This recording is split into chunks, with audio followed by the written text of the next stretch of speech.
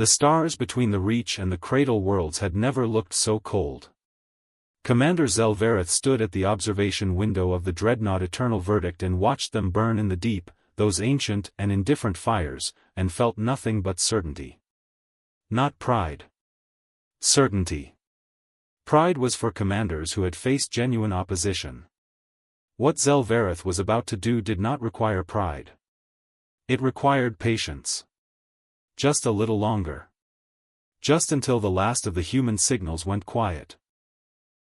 He clasped his four upper arms behind his carapace and let his secondary eyes drift across the tactical display.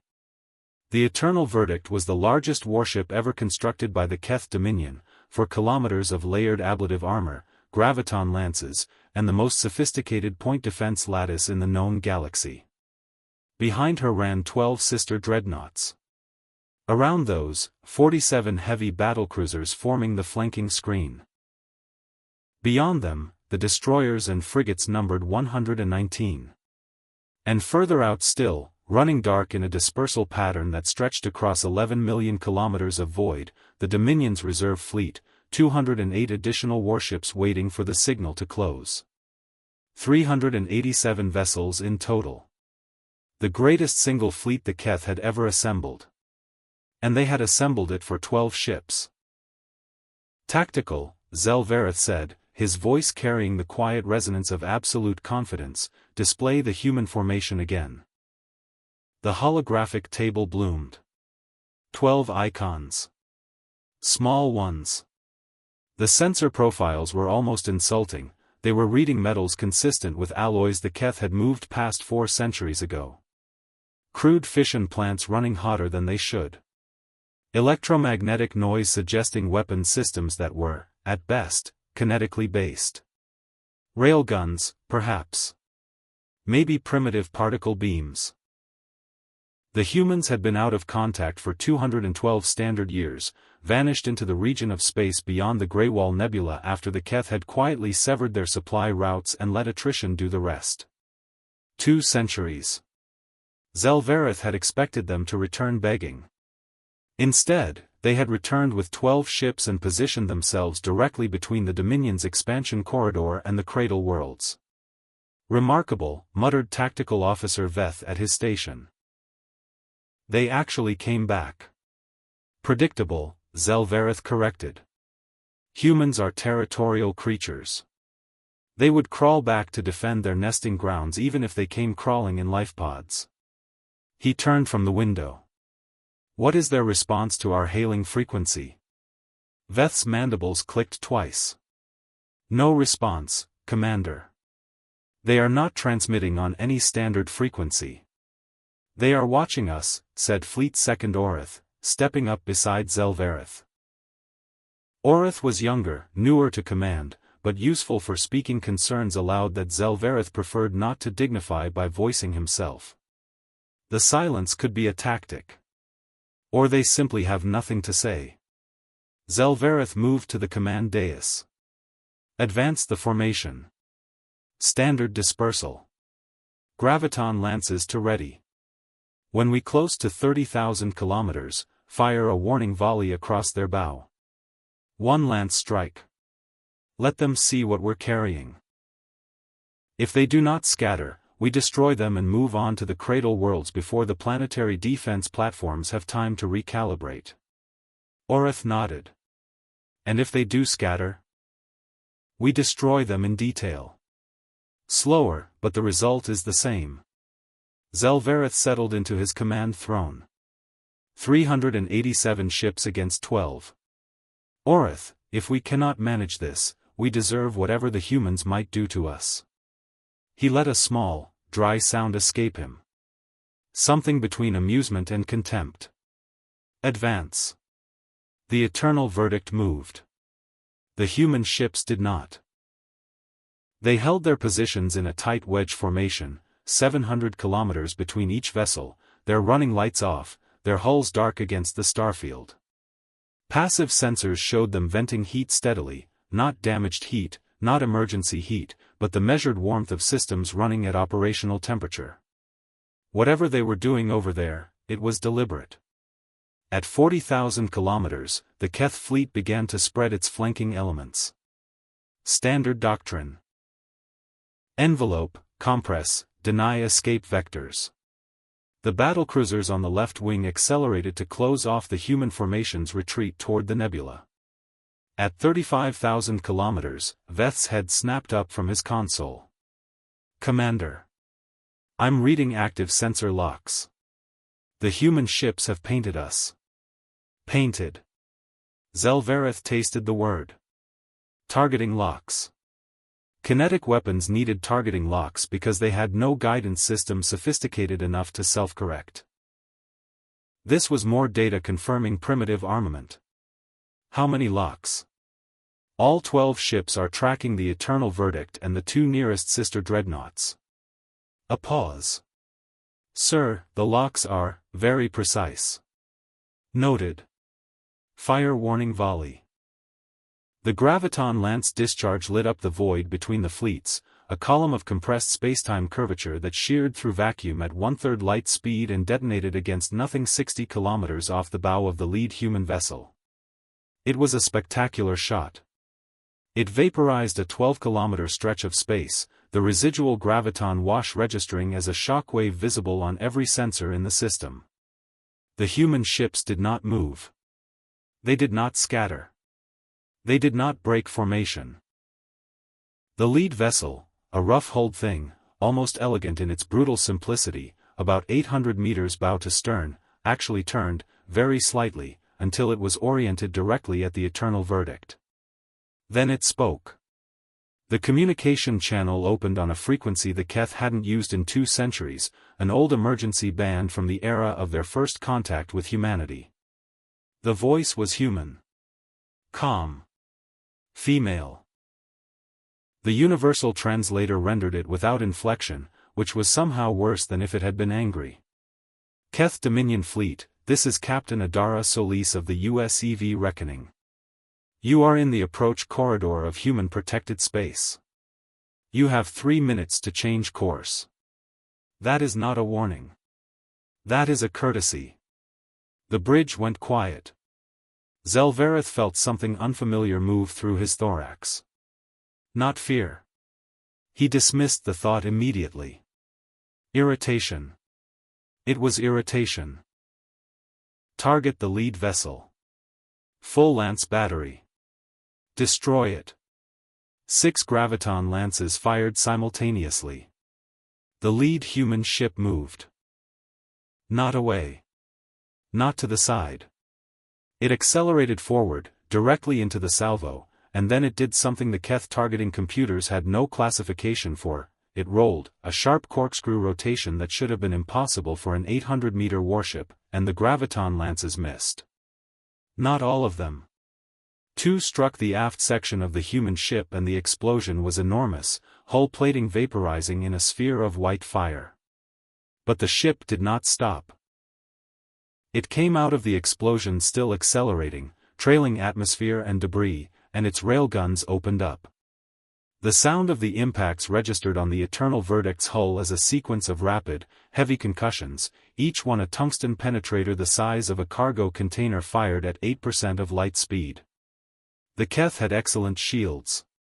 Layered graviton screens, ablative fields, electromagnetic deflectors. The penetrators went through them like they weren't there. Hull breach, Deck 9. Hull breach, Deck 14. Primary lance emitter offline. Atmosphere venting from the forward command section of a sister dreadnought. Shields, Zelvareth said, and his voice was steady, because he was steady, because this was simply unexpected and not catastrophic, report. Shields at 93% effectiveness, Commander. The kinetic penetrators are physically bypassing the deflection fields.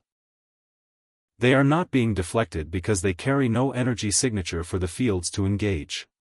They are simply mass and velocity. A second human ship opened fire. Then a third. The Eternal Verdict shuddered. Return fire, Zelvareth said. All batteries, concentrate on the lead vessel. Destroy it. And then the nebula moved. It took Tactical Officer Veth several seconds to understand what his sensors were telling him, and when he did, he made a sound that Zelvereth had never heard a Keth officer make on a command bridge. A small sound. Almost involuntary. "Commander," Veth said, and his voice had changed, "the Greywall Nebula." "It's not, the readings aren't, sir, there are ships in the nebula. Many ships. They've been running cold in the ionized gas the computer is trying to establish how long, Commander, there are a great many ships." "Define a great many." Veth looked up from his console. The computer is still counting. The first wave came through the nebula boundary at 40,000 kilometers per second, running without lights or transponders, and they came in a formation that the Keth had no tactical doctrine for because no species had ever deployed warships this way, not as a fleet, not as a spread, but as a wall. A solid geometric wall of ships, 200 vessels wide and 40 deep, spanning 300,000 kilometers of space, moving together at the same velocity, the same heading, and opening fire at the moment they cleared the nebula boundary with weapons the Keth had never catalogued. 8,000 warships. The computer finally finished counting. 8,212 human warships, ranging from corvettes barely 100 meters long to behemoths that dwarfed the Eternal Verdict herself, flat-hulled things, 6 kilometers wide and 12 long, their surfaces bristling with launch tubes and railgun batteries and things the Keth sensors couldn't classify because they'd never seen them before. 212 years in the dark. 212 years beyond the nebula, beyond sensor range, beyond contact. They hadn't been dying. They hadn't been surviving. They had been building. "All ships," Zelvereth said, and his voice was different now, though he would not have admitted what was in it, evasive. "Scatter formation.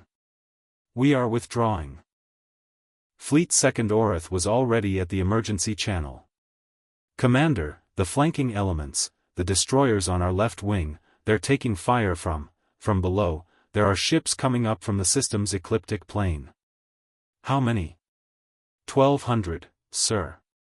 The computer identifies them as battleships. Human battleship configuration. They have been running dark against the stellar background for an unknown period. Zelvereth stared at the tactical display. Every escape vector was closing. The nebula wall was advancing at 600 kilometers per second, decelerating, organizing itself into attack formations with a fluidity that suggested central coordination far beyond what the Keth had believed humans capable of. The ecliptic assault fleet was cutting off the retreat path toward the outer system. And behind the Keth formation, sensors were now reporting additional contacts. 300 ships emerging from a dispersal pattern in the debris field of the system's outermost planet, ships that had been sitting there, cold and still, for God knew how long. 9,712 human warships. Against 387 Keth. "This was a trap," Orith said, very quietly. "Yes," Zelvereth said. A second communication opened on the emergency band. A different voice this time. Older. Male. The translator rendered it flat, but the cadence was unhurried in a way that made Zelvereth's secondary hearts contract. "Commander Zelvereth.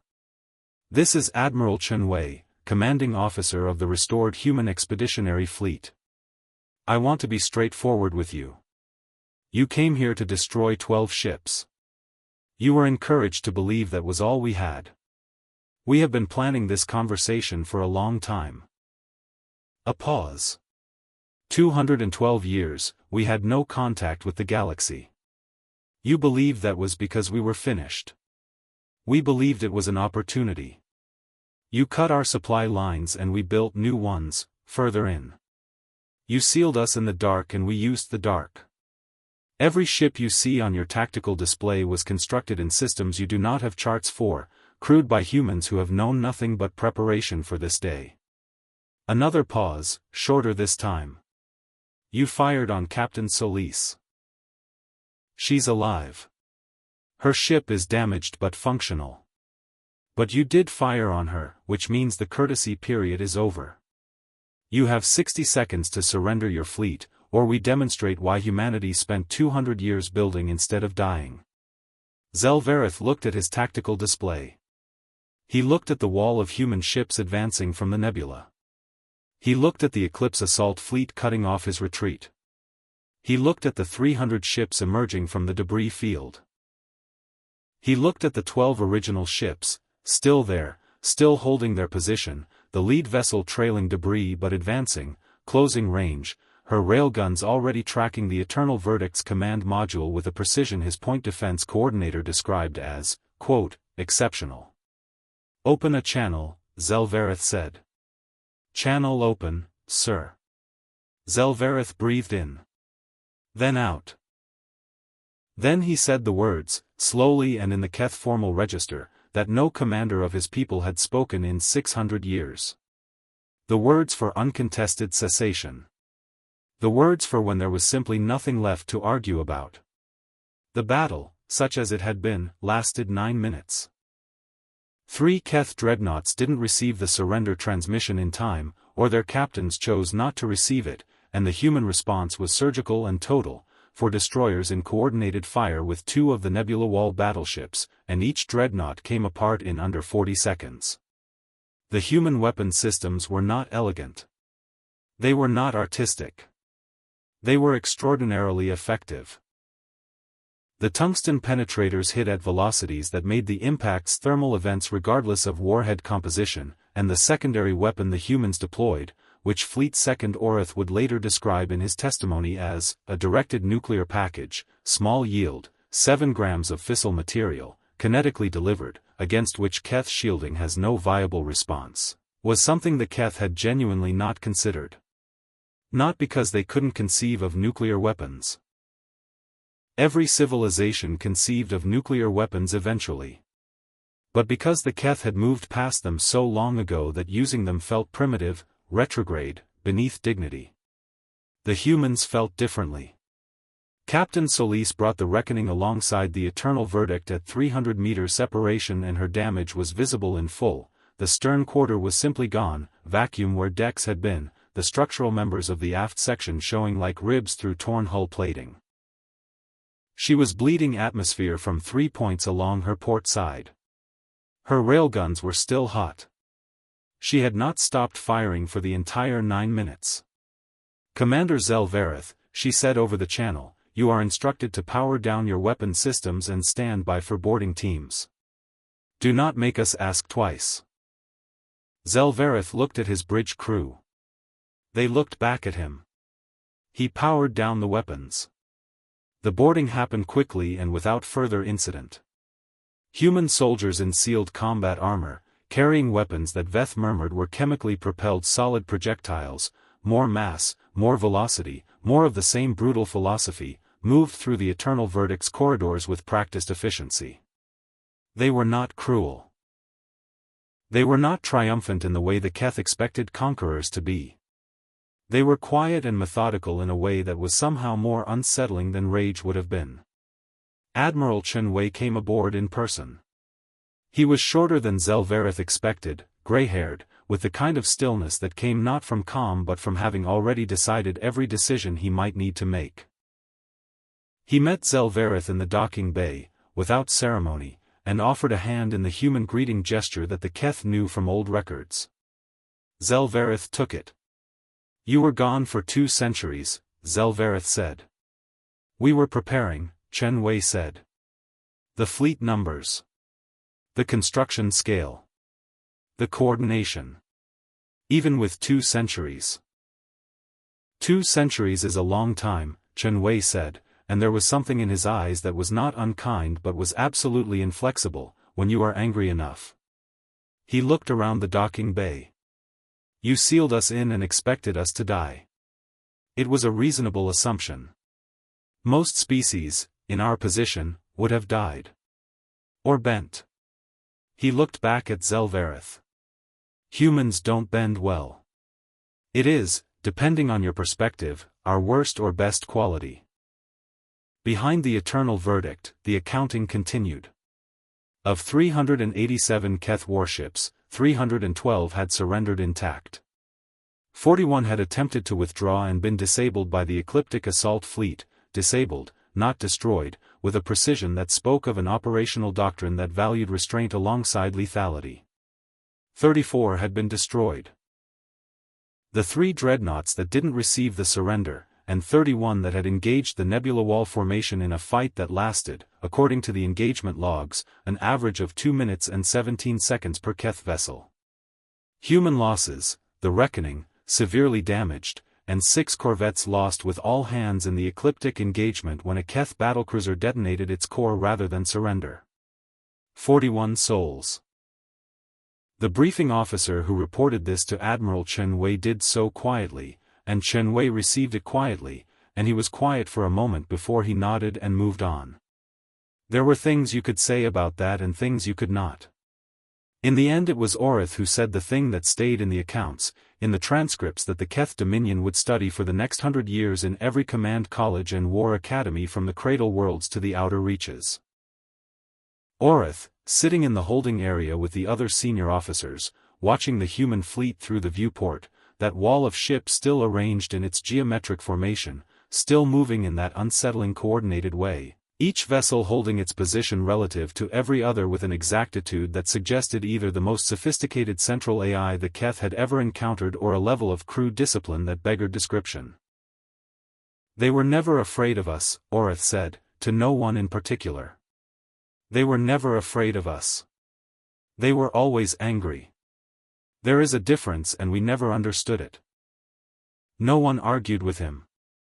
Admiral Chen Wei, reviewing the final disposition of his fleet from the Reckoning's command bridge, looked at the numbers one more time and then put them aside. 9,712 ships. 387 opponents. 41 dead of his own. He thought about the families of those 41, the notifications already sent, the weight of those words, and he thought about the 200 years of shipyards running double shifts in the dark beyond sensor range, the generations of humans who had been born and died in those systems preparing for this day that they might never live to see. They had seen it. He keyed the all-fleet channel. This is Admiral Chen Wei. Humanity has returned to the lane. As of this engagement, the Keth Dominion's advance toward the Cradle Worlds is terminated. All fleet elements, stand down to transit readiness. We have much to do. We are going home. He released the channel. Then, quietly, to Captain Solis who had patched in from the Reckoning's damaged bridge, "How's your ship?" "Still flying," Solis said. "Barely. Still counts." "Sir." A pause. "Did you always know they'd come with only 387 ships?" Chen Wei looked out at the stars. "No," he said. "I was hoping for more. Would have been a shorter morning." Solis made a sound that was almost, in the circumstances, almost a laugh. The human fleet began to move. Not toward anything threatening. Not pursuing. Just moving, the way rivers move, with the certainty of water that knows where it is going and is entirely comfortable with the distance. 9,712 warships, falling into transit formation with the ease of long practice, pointed toward the Cradle Worlds, toward everything they had spent 200 years fighting their way back to. The stars ahead of them burned the same way they always had. Cold and ancient and indifferent. But the ships moving toward them were none of those things, and they were going home, and anything that found itself in the way of that particular fact was going to have an extraordinarily difficult conversation with the laws of physics, most of it at a high percentage of the speed of light. They had been silent for 212 years. They were done being silent.